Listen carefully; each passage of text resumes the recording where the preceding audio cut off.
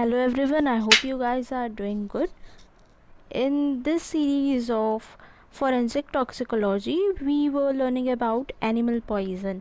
We have already covered the poison that are present in different types of snakes, and now we will discuss about the bee venom.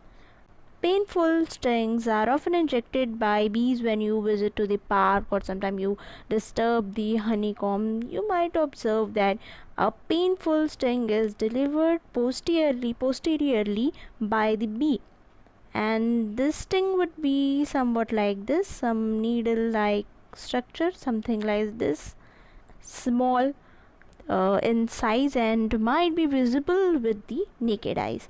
It is delivered from this side, from the posterior side of the honeybee to the person, to the prey of honeybee, I should say.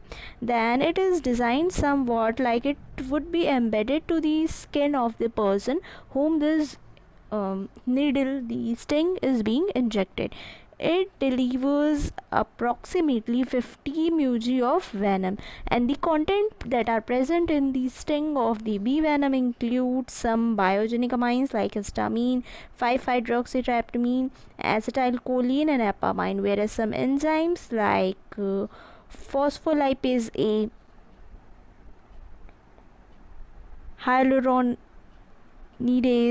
and acid phosphatase, melamine, some toxic peptides like melitine, apamine, mast cell are often present in this venom, or I should say in this sting. Now the main mechanism of action: as soon as the sting is injected inside the body of the person from the body of the bee, melitine starts acting.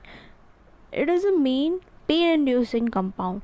It is responsible for causing the severe pain. In case you have been injected by a bee, you must have observed that as soon as bee injects its sting, leaves its sting inside your body, ultimately you would observe that there is some kind of pain being induced. There is some kinds of itchiness and a sharp irritation like feeling would be observed. It is basically because your membrane integrity is altered. Why? Because of melitine. Now melitine is associated with phospholipase A2, which causes red cell hemolysis. Hemolysis means lysis means to break down.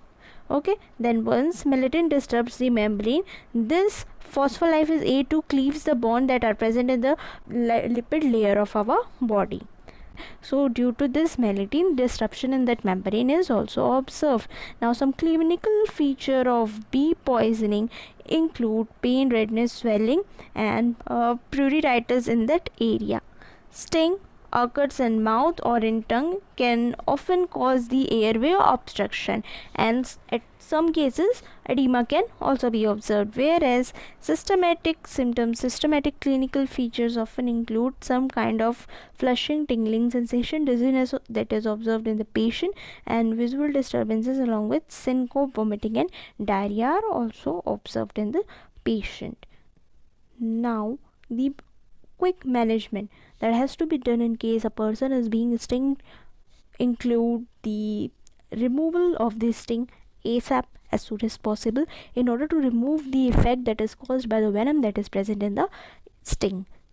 Sooner you detach the sting from the body, lesser will be the effect of the venom on the body of the person. Then patient should be under the observation. Serum level of hemoglobin and myoglobin should be checked on the regular basis. It depends on the number of bees that would have stinged and the number of stings that are left in the body of the patient.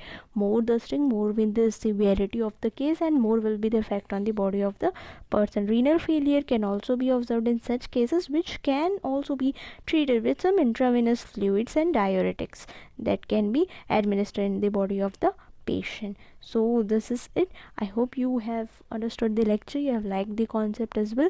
In next lecture we will cover the rest other animal poisons that are left. Thank you so much and keep studying.